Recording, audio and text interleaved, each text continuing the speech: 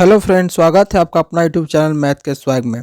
तो फ्रेंड, इस हम वीडियो में बिहार सिविल कोड के एग्जाम में है ना किस तरह से कंप्यूटर के क्वेश्चन पूछे जाते हैं, उन सभी क्वेश्चन को हम यहाँ पर देखेंगे। ठीक है, तो अगर आप ये वीडियो अच्छे से देख लेते हैं तो आपको पता चल लगा कि एग्जाम में किस तरह से कंप्यूटर क्वेश्चन आएंगे, और ये वीडियो फ्रेंड आपके लिए बहुत ही हेल्पफुल साबित होने वाला है। तो वीडियो शुरू करने से पहले अगर आप हमारे चैनल पर नए हैं तो प्लीज़ हमारे चैनल को सब्सक्राइब कर लें, ताकि इस रिलेटेड जितना भी वीडियो हो आप तक जल्द से जल्द पहुंच सके। तो चलिए अपना वीडियो को हम शुरू करते हैं, जहां पर सबसे पहला क्वेश्चन दिया हुआ है।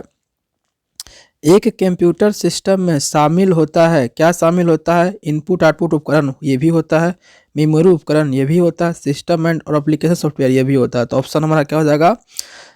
उपयुक्त सभी। दूसरा हम देखते क्या कह रहा है, निम्न कौन इनपुट उपकरण का उदाहरण है? तो कह रहा है कौन इनपुट है, इसमें से आपको बताना है। तो track ball, touch pad, microphone ये भी इनपुट डिवाइस है, कीबोर्ड, माउस, जॉयस्टिक ये भी इनपुट है, स्कैनर, वेवकैम और सेंसर ये सब क्या है फ्रेंड? इनपुट है। तो हमारा क्या हो जाएगा? ऑल ऑफ दीज आंसर हो जाएगा।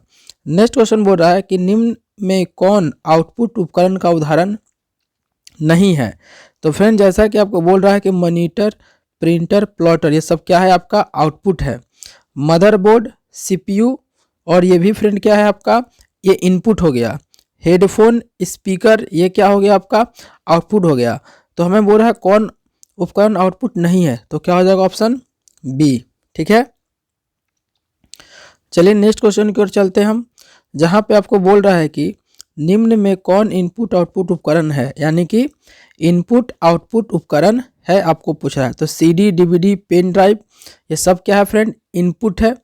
डिजिटल कैमरा, टच स्क्रीन ये भी क्या है? इनपुट है। मॉडम, फैक्स मशीन ये सब क्या है आपका? एक तरह से देखिएगा तो फैक्स मशीन आउटपुट है। तो हमारा सभी हो जाएगा ऑल ऑफ दिस। ठीक है, पचमा आते हैं, कह रहा निम्न में कौन पॉइंटिंग उपकरण का उदाहरण है? पॉइंटिंग बोल रहा है तो माउस, ट्रैक बॉल, जॉयस्टिक ये सब पॉइंटिंग है।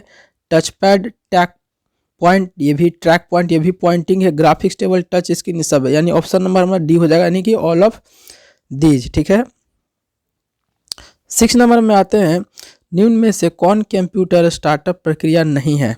ठीक है, कंप्यूटर सिस्टम के साथ कीबोर्ड का माउस जोड़ना, कंप्यूटर सिस्टम का पावर बटन ऑन करना, कंप्यूटर सिस्टम में लॉगिन करना, स्टार्ट बटन पर क्लिक करते एप्लीकेशन लॉन्च करना। तो फ्रेंड हो जाएगा हमारा आंसर ए है, कंप्यूटर सिस्टम के साथ कीबोर्ड माउस को जोड़ना वो प्रक्रिया नहीं है। बाकी ये जितना भी आप देख रहे हैं, computer system power button on करना, कंप्यूटर सिस्टम लॉगिन करना, ये सब क्या है? स्टार्टअप की प्रक्रिया है। ठीक है, नेक्स्ट क्वेश्चन में हम चलते हैं,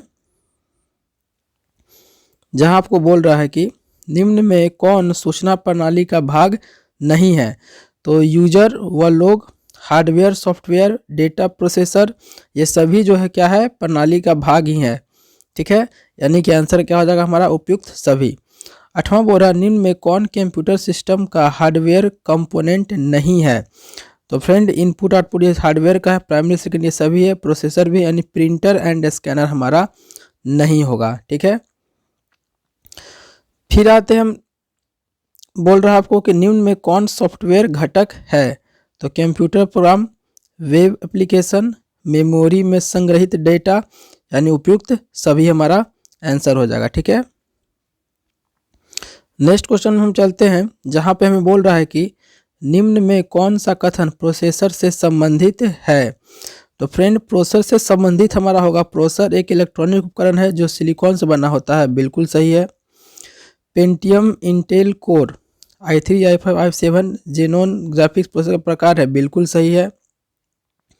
एक सिलिकॉन लाखों छोटे विद्युत भागों से बना होता है और एक प्रोसेसर से में अरबों ट्रांजिस्टर हो सकता है, बिल्कुल सही है फ्रेंड, यानी हमारा आंसर क्या हो जाएगा? उपयुक्त सभी। करा कीबोर्ड में जिन बटनों 0 और 9 लिखे होते हैं उन्हें क्या कहते हैं?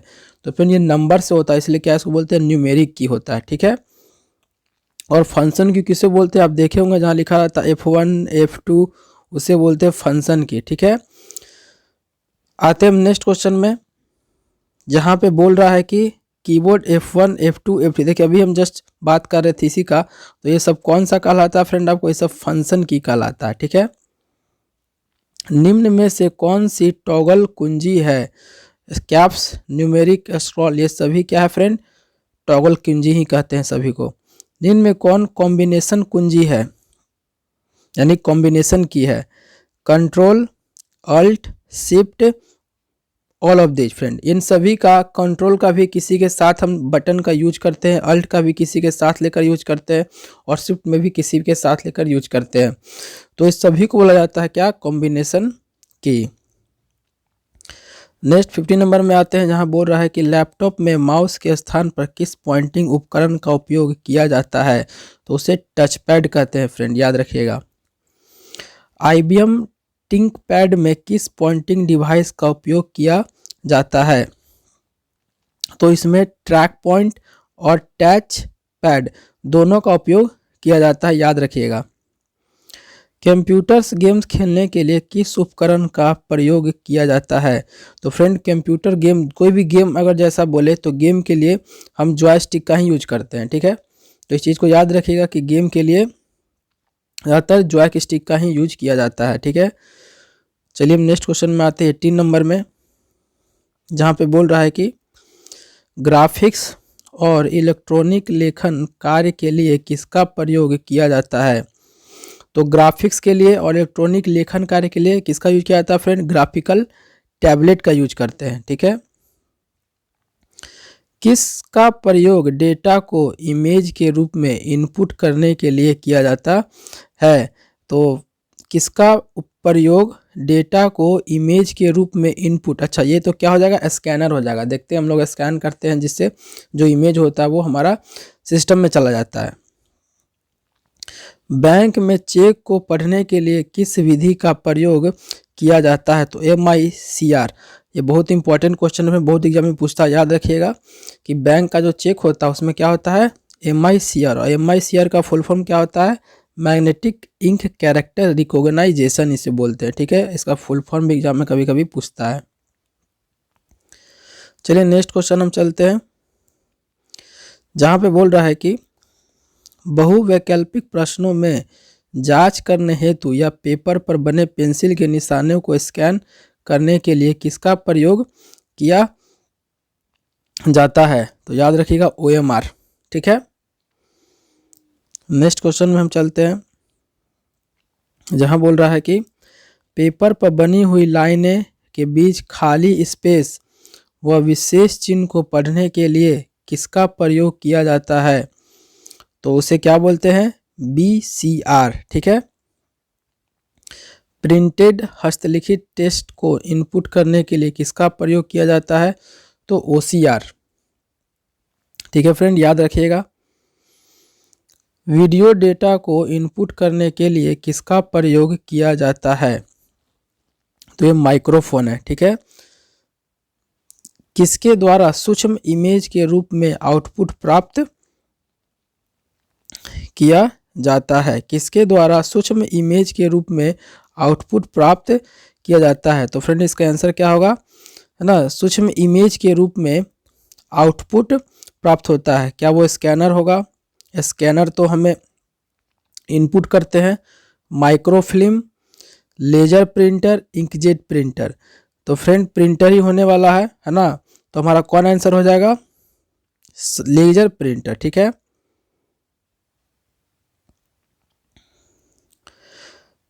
नेक्स्ट में हम आते हैं, हमारा जो क्या कर रहा है आपको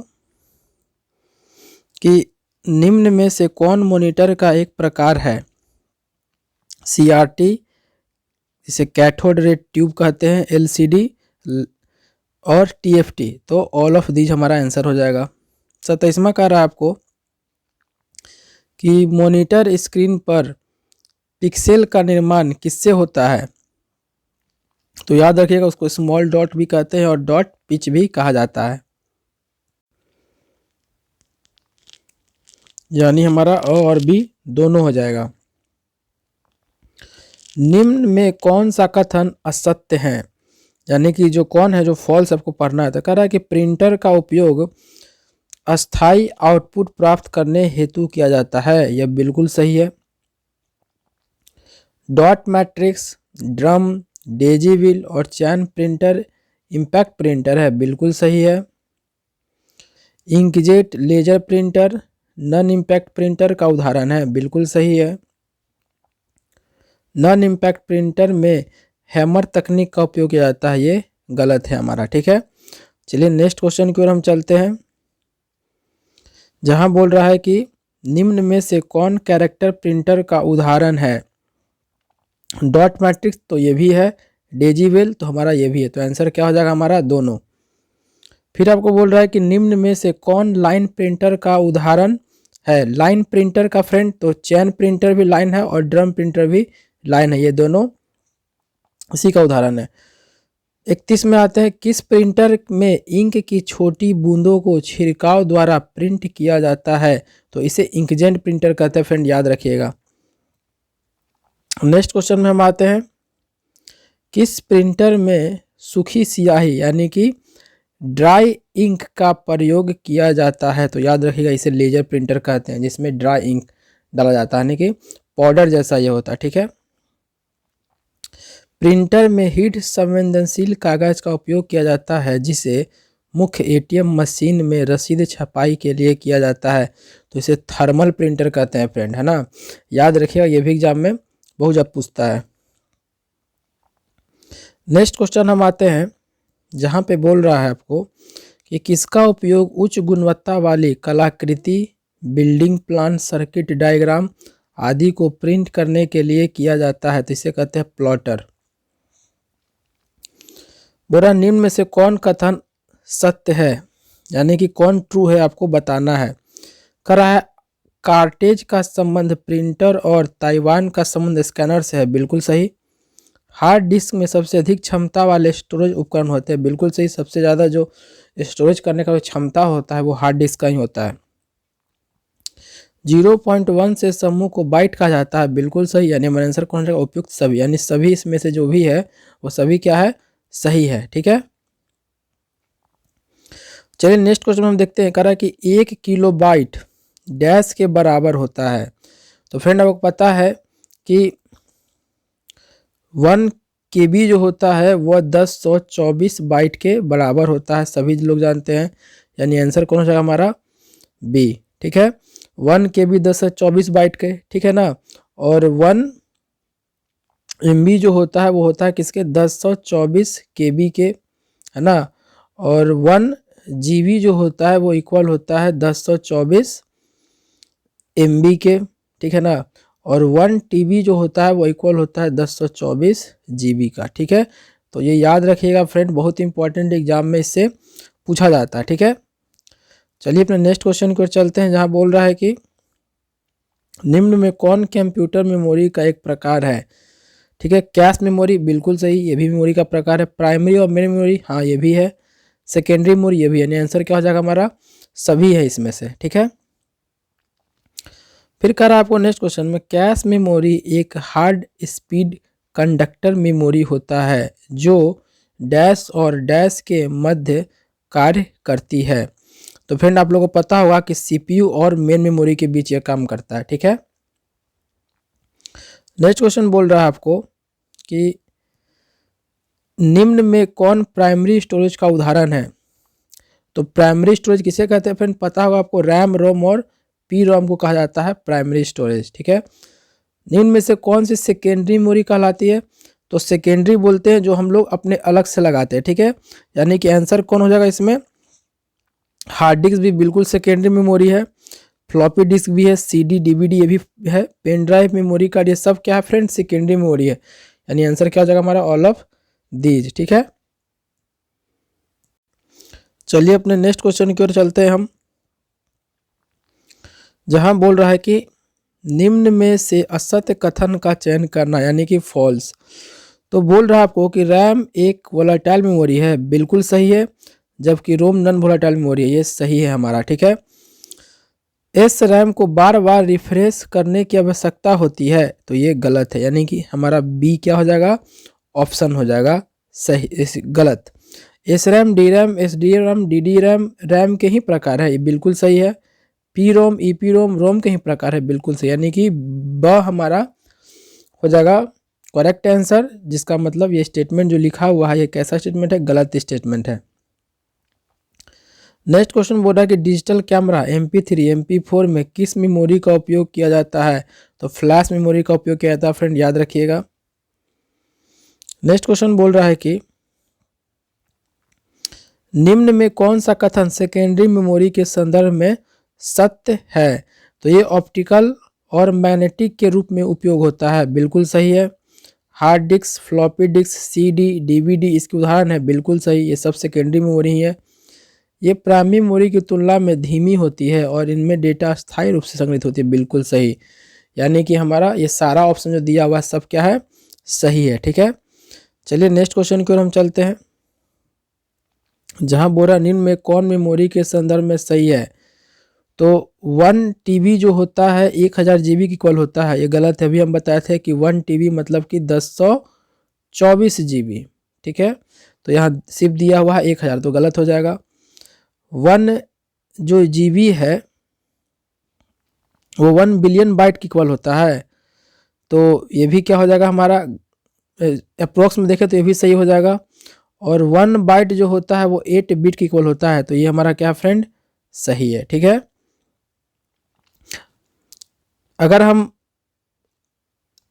अप्रोक्स में देखें फ्रेंड, अगर अप्रोक्स में देखें तो 1000 को हम 1024 अप्रोक्स में ले सकते हैं, तो इसके अनुसार ये भी सही हो जाएगा हमारा, क्योंकि 2 सही आ रहा था हमारा, ठीक है, एक ब और एक स सही आ रहा था, तो अप्रोक्स में इसे भी ले लिया गया है, तो इसीलिए ऑल ऑफ दीज आंसर हो सकता है हमारा, ठीक है।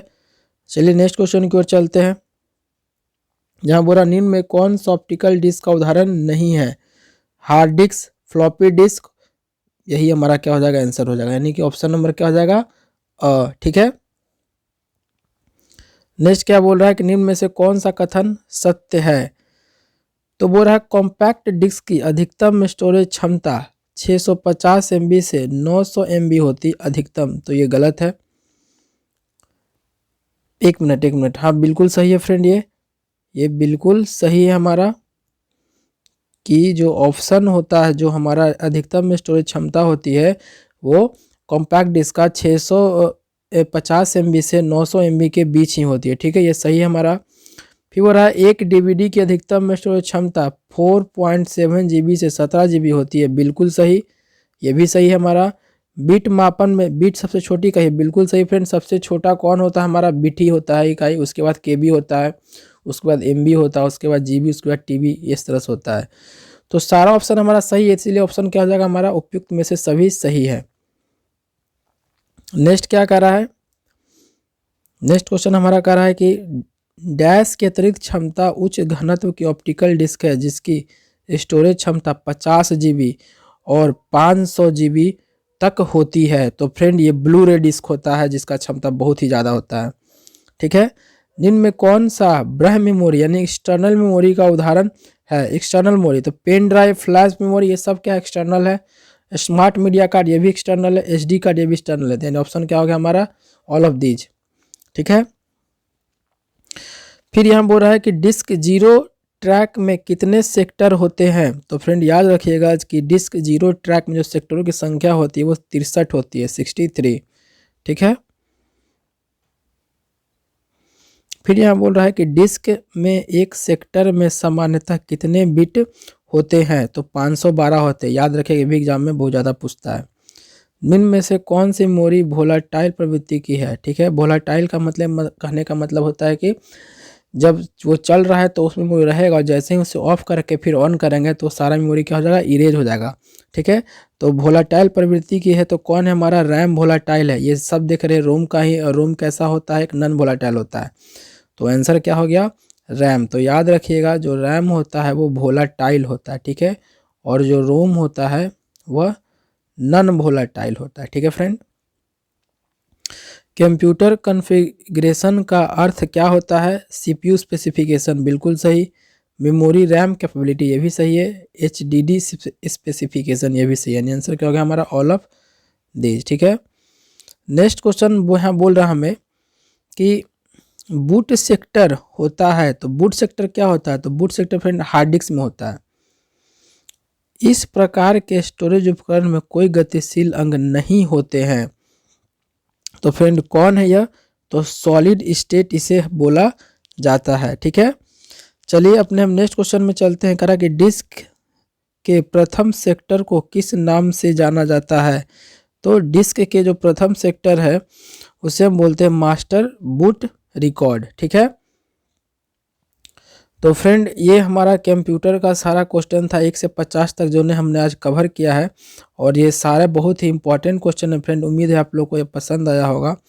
तो प्लीज़ हमारे वीडियो को लाइक कर दिए, और इससे रिलेटेड वीडियो को देखने के लिए, जल्द से जल्द पाने के लिए आप हमारे चैनल को सब्सक्राइब कर सकते हैं और बेल बटन को दबा सकते हैं, ताकि जितना वीडियो आपसे जल्द से जल्द मिल सके। फ्रेंड अगर इसका आपको PDF फाइल लाना है तो आप हमारे टेलीग्राम चैनल ज्वाइन कर सकते हैं। वहाँ पे इसका फाइल आपको मिल जाएगा, PDF फाइल मिल जाएगा।